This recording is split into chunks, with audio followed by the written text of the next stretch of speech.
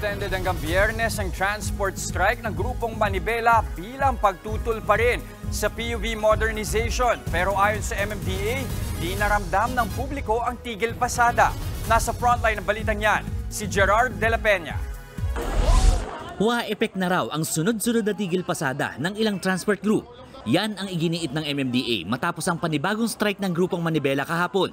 Ayon sa ahensya, wala namang na-stranded na pasahero. Tanging perwisyo lang daw ang dulot ng strike na siyang dahilan kung bakit bumigat ang daloy ng trapiko sa kahabaan ng East Avenue sa Quezon City.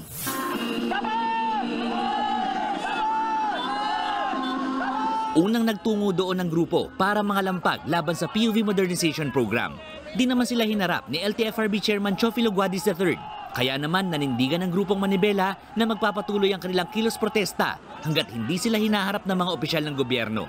Ang hiling nila, payagan munang mamasada ang mga tsuper na hindi nagpa-consolidate. May suggestion, may usapan na extend kami ng 1 taon at habang pinag-uusapan ito, pabibiyahin kami habang ginagawa din namin yung prototype ng aming jeepney. Pag-uusapan naman ng LTFRB ngayong araw ang mungkahi ng isang kongresista na bigyan pa ng 1 taon ang mga hindi nag-consolidate para makabiyahe pa rin sila.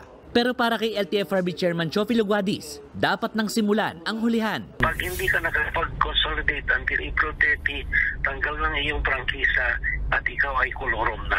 Napakalahaban ako ng palugit na binigay namin sa kanila. Hindi na nga raw kailangan maglabas ng memorandum o anumang formal na utos para magsimula na ang panghuhuli. Pwede na raw yang simulan anumang araw kapag naplansya ang guidelines kasama ang LTO at MMDA. Hindi naman sumama ang grupong Piston sa kilos protesta kahapon.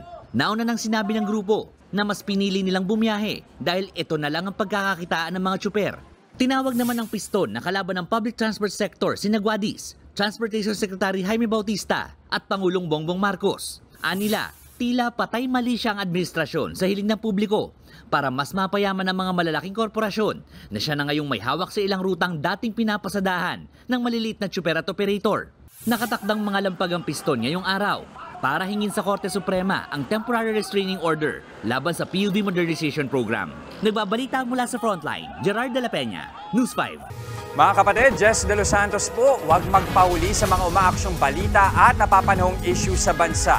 Para sa mas malawak na balitaan, mag-subscribe at mag-follow sa social media pages ng News 5.